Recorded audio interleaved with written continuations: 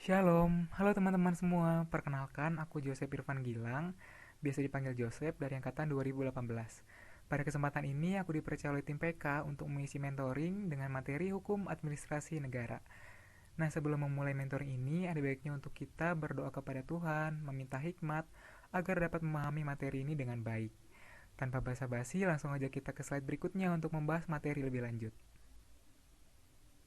Pertama-tama, aku bakal kasih tahu ke kalian ruang lingkup materi bahasan mentoring kali ini, supaya teman-teman punya gambaran hukum administrasi negara itu membahas apa saja. Yang pertama, kita akan membahas mengenai definisi dan juga ruang lingkup hukum administrasi negara. Yang kedua, kita berbicara mengenai sumber hukum administrasi negara. Yang ketiga, kita berbicara mengenai wewenang pemerintah. Dan yang keempat, nanti kita akan membahas mengenai bentuk tindakan pemerintah. Yang pertama, kita akan melihat pengertian hukum administrasi negara. Nah, dari sekian banyak definisi menurut para ahli, kali ini aku memakai definisi dari Van Vollenhoven. Beliau mengatakan hukum administrasi negara merupakan satu gabungan ketentuan yang mengikat badan yang tinggi maupun yang rendah apabila badan tersebut menggunakan wewenang yang diberikan kepadanya oleh hukum tata negara. Alasan aku memakai definisi menurut Van Vollenhoven supaya kita juga bisa melihat dan membedakan lapangan hukum administrasi negara dan juga lapangan hukum tata negara. Di samping definisi Han menurut Van Vollenhoven, teman-teman juga bisa membaca dan melihat definisi Han dari ahli-ahli lainnya.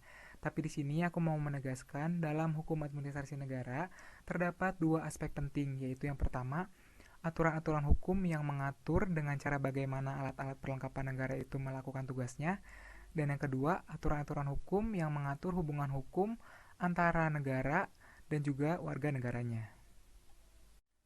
Mengingat luasnya ruang lingkup hukum administrasi negara, di sini C.J. Versteden mengemukakan 9 ruang lingkup hukum administrasi negara agar mudah dipahami. Yang pertama, peraturan mengenai penegakan ketertiban dan keamanan, kesehatan dan kesopanan dengan menggunakan aturan tingkah laku bagi warga negara yang ditegakkan oleh pemerintah. Yang kedua, peraturan yang ditujukan untuk memberikan jaminan sosial bagi rakyat. Yang ketiga, peraturan-peraturan mengenai tata ruang yang ditetapkan oleh pemerintah. Yang keempat, peraturan-peraturan yang berkaitan dengan tugas-tugas pemeliharaan dari pemerintah dalam rangka pelayanan umum. Yang kelima, peraturan-peraturan yang berkaitan dengan pemungutan pajak. Yang keenam, peraturan-peraturan mengenai perlindungan hak dan kepentingan warga negara terhadap pemerintah. Yang ketujuh, peraturan-peraturan yang berkaitan dengan penegakan hukum administrasi. Yang kesembilan, peraturan-peraturan mengenai pengawasan organ pemerintahan yang lebih tinggi terhadap organ yang lebih rendah. Dan yang kesembilan, peraturan-peraturan mengenai kedudukan hukum pegawai pemerintahan. Selain itu, menurut Prayudi Atmosudiryo, dalam praktiknya di Indonesia, ruang lingkup Han dibagi menjadi dua. Yang pertama Han otonom dan yang kedua Han heteronom. Han otonom adalah hukum operasional yang diciptakan pemerintah dan badan administrasi negara. Sedangkan Han heteronom adalah hukum yang mengatur seluk-beluk organisasi dan fungsi administrasi negara yang bersumber kepada Undang-Undang Dasar 1945, TAP MPR, dan juga undang-undang lainnya. Topik selanjutnya, kita akan membahas mengenai sumber hukum administrasi negara. Seperti kita ketahui bersama, apabila sedang membahas sumber hukum, pastinya didasari kepada dua bagian. Yang pertama, sumber hukum material, dan yang kedua, sumber hukum formil. Pertama, kita akan membahas mengenai sumber hukum material. Sumber hukum material adalah faktor-faktor masyarakat yang mempengaruhi pembentukan hukum atau faktor-faktor yang mempengaruhi isi dari satu aturan hukum tertentu. Kita masuk kepada pembahasan sumber hukum material yang pertama, yaitu sumber hukum historis. Sumber hukum dalam pengertian historis memiliki dua arti penting. Yang pertama sebagai tempat menemukan hukum pada saat tertentu, dan sumber di mana pembuat undang-undang mengambil bahan dalam membentuk peraturan perundang-undangannya. Dan arti yang kedua adalah sistem-sistem hukum pada masa lalu yang pernah berlaku pada satu tempat tertentu. Contohnya hukum Romawi atau hukum Prancis. Nah, dengan kita memahami sejarah hukum, setidaknya kita dapat memahami konteks berlakunya satu hukum tertentu. Yang kedua, sumber hukum sosiologis. Suatu peraturan hukum biasanya akan mencerminkan kenyataan yang hidup dalam masyarakat. Kenyataan yang hidup dalam masyarakat tersebut dijadikan dasar sosiologis karena terkandung kecenderungan-kecenderungan dan juga harapan-harapan masyarakat. Tanpa memasukkan faktor sosiologis, maka peraturan perundang-undangan akan mengalami kelumpuhan peran hukum, karena dia tidak dapat diterima dalam masyarakat. Dan yang ketiga, sumber hukum filosofis. Dalam sumber hukum filosofis mengandung dua arti. Yang pertama sebagai sumber untuk isi hukum yang adil, dan yang kedua sebagai sumber untuk berlaku mengikatnya satu hukum. Setelah mengetahui sumber hukum material dari hukum administrasi negara, sekarang kita akan membahas mengenai sumber hukum formil. Sumber hukum formil dapat diartikan sebagai tempat atau sumber dari mana satu peraturan memperoleh kekuatan hukum. Hal ini berkaitan dengan cara yang menyebabkan peraturan hukum itu berlaku secara formal.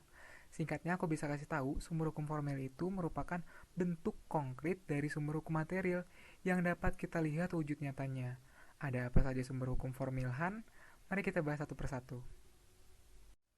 Yang pertama, peraturan perundang-undangan. Dalam pasal 1 angka 2 Undang-Undang PTUN menyebutkan bahwa peraturan perundang-undangan adalah semua peraturan yang bersifat mengikat secara umum yang dikeluarkan oleh Badan Perwakilan Rakyat bersama dengan pemerintah, baik di tingkat pusat maupun tingkat daerah, serta semua keputusan badan atau pejabat tata usaha negara, baik di tingkat pusat maupun tingkat daerah, yang juga mengikat secara umum. Nah, dari sini kita tahu bahwa berdasarkan bunyi pasal tersebut, peraturan perundang-undangan yang dimaksud tidak hanya terbatas pada undang-undang pada umumnya, namun termasuk juga perda, keputusan tata usaha negara, dan peraturan perundang-undangan lainnya. Yang kedua, terdapat praktik administrasi negara. Administrasi negara dapat mengambil tindakan-tindakan yang dianggap penting dalam rangka pelayanan kepada masyarakat. Tindakan-tindakan yang dilakukan oleh administrasi negara ini akan melahirkan hukum yang tidak tertulis, yang dilakukan secara terus-menerus, teratur, dan tanpa adanya keberatan dari masyarakat. Dalam praktiknya, hal tidak tertulis ini dikenal dengan asas-asas umum pemerintahan yang baik. Yang ketiga, jurisprudensi. Kita tahu bahwa jurisprudensi adalah putusan badan peradilan yang diikuti secara berulang-ulang dalam kasus yang sama oleh para hakim lainnya. Keberadaan jurisprudensi dalam hukum administrasi negara jauh lebih banyak dibandingkan dengan hukum lain, sehubungan dengan dianutnya asas hakim aktif dan ajaran pembuktian bebas yang dianut dalam hukum acara peradilan administrasi negara. Sehingga jurisprudensi akan menempati posisi penting dalam melengkapi dan memperkaya hukum administrasi negara itu sendiri. Sumber hukum formil Han yang keempat adalah doktrin. Doktrin adalah ajaran hukum atau pendapat para pakar hukum yang berpengaruh. Meskipun sebagai sumber hukum tambahan, doktrin juga dipakai menjadi sumber hukum formil Han sebab pendapat para ahli itu dapat melahirkan teori-teori baru dalam lapangan hukum administrasi negara, yang kemudian teori-teori tersebut dapat mendorong timbulnya kaidah-kaidah baru hukum administrasi negara. Pasti teman-teman sudah tidak asing lagi dengan yang namanya wewenang pemerintah. Menurut Bagirmanan, wewenang tidak sama dengan kekuasaan, karena di dalam wewenang terdapat kewajiban pemerintah di samping hak yang diembannya. Yang perlu teman-teman garis bawahi adalah wewenang mempunyai 3 sifat, yakni yang pertama, selalu terikat pada suatu masa. Yang kedua, selalu tunduk pada batas waktu yang ditentukan. Dan yang ketiga, pelaksanaan wewenang pemerintah tunduk pada hukum tertulis maupun tidak tertulis. Jadi ingat ya, wewenang bukan sepenuhnya kehendak bebas, karena masih harus tunduk pada hukum yang tertulis dan tidak tertulis. Hal ini merupakan cerminan dari Indonesia yang merupakan negara hukum.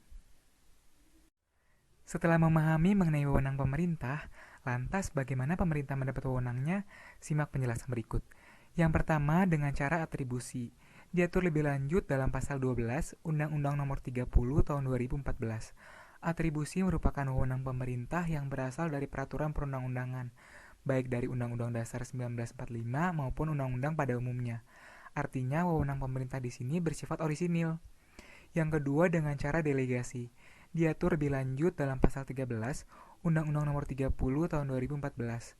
Delegasi merupakan pelimpahan wewenang dari satu pejabat yang lebih tinggi yang memiliki wewenang atribusi kepada pejabat lain yang umumnya lebih rendah. Dan yang ketiga, dengan cara mandat. Diatur lebih lanjut dalam pasal 14 Undang-Undang Nomor 30 Tahun 2014. Mandat terjadi ketika organ pemerintah mengizinkan kewenangannya dijalankan oleh organ lainnya atas seizinnya. Mungkin dari beberapa teman-teman masih ada yang bingung mengenai perbedaan antara delegasi dan juga mandat. Nah, jika pada delegasi, tanggung jawab dan tanggung gugat ikut beralih kepada penerima delegasi. Sedangkan pada mandat, segala tanggung jawab dan tanggung gugatnya masih berada pada pemberi mandat. Untuk contohnya, atribusi kita bisa lihat pada kewenangan presiden yang diatur pada pasal 4 ayat 1 Undang-Undang Dasar 1945. Untuk delegasi, contohnya presiden sebagai kepala pemerintahan mendelegasikan sebagian kewenangannya kepada menteri-menterinya untuk mengurusi urusan pemerintahan sesuai dengan bidang masing-masing. Dan untuk contoh mandat, kita bisa lihat pada bupati yang meminta juru bayar daerah untuk membayarkan gaji guru honorer. Berikutnya kita akan membahas mengenai bentuk tindakan pemerintah atau yang dikenal juga dengan besiking. Dikenal dengan istilah keputusan tata usaha negara di Indonesia, bersifat konkret, individual, dan final. Berdasarkan pasal 1 angka 7 Undang-Undang Nomor 30 Tahun 2014 mendefinisikan sebagai berikut. Keputusan administrasi pemerintahan yang juga disebut keputusan tata usaha negara atau keputusan administrasi negara yang selanjutnya disebut dengan keputusan adalah ketetapan tertulis yang dikeluarkan oleh badan dan atau pejabat pemerintahan dalam menyelenggarakan urusan pemerintahan. Besiking harus memenuhi dua persyaratan, yaitu yang pertama syarat material dan yang kedua syarat formil. Oke, kita bahas syarat material terlebih dahulu. Yang pertama, harus dibuat oleh aparat yang berwenang. Yang kedua, keputusan tata usaha negara tidak mengalami kekurangan yuridis. Contohnya ada paksaan, kekilafan, atau penipuan, seperti itu. Dan yang ketiga, tujuan ketetapan sama dengan tujuan yang mendasarinya. Berikutnya syarat formil. Yang pertama, bentuk ketetapan harus sama dengan bentuk yang dikehendaki oleh peraturan yang mendasarinya. Yang kedua, prosedur harus sama dengan bentuk yang diatur dalam peraturan yang mendasarinya. Dan yang ketiga, syarat khusus yang dikehendaki oleh peraturan dasar harus tercermin dalam keputusan.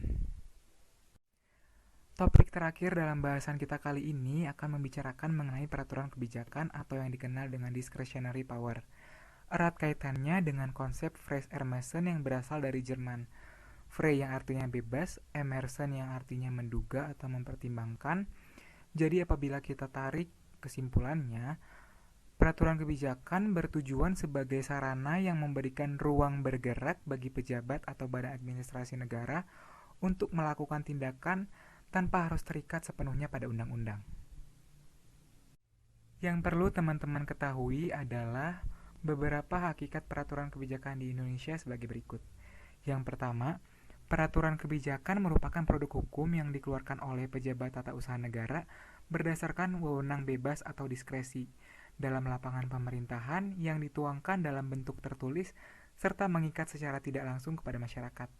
Yang kedua, peraturan kebijakan dibentuk sebagai pengaturan, operasional, dan instrumen guna mendinamisir pelaksanaan undang-undang dalam menghadapi persoalan-persoalan kompleks yang dihadapi pemerintahan. Dan yang ketiga, tak kalah penting, materi atau isi yang diatur dalam peraturan kebijakan bersifat umum, tapi tidak dikategorikan sebagai peraturan perundang-undangan. Supaya nggak bingung dan mempunyai gambaran, teman-teman bisa lihat bentuk peraturan kebijakan di Indonesia sebagai berikut. Yang pertama ada instruksi, yang kedua ada surat edaran, yang ketiga ada petunjuk, yang keempat ada pengumuman, dan yang kelima ada keputusan-keputusan yang berisi petunjuk pelaksanaan dan juga petunjuk teknis. Ambil cucian ke rumah Desi. Cukup sekian dan terima kasih. Semoga mentoring kali ini bisa membantu teman-teman dalam berkenalan dan juga mempelajari hukum administrasi negara. Oh iya, yang aku sampaikan tadi hanya garis-garis besarnya saja ya. Jadi teman-teman harus banyak baca, supaya bisa memahami hukum administrasi lebih baik lagi. Thank you and God bless you all.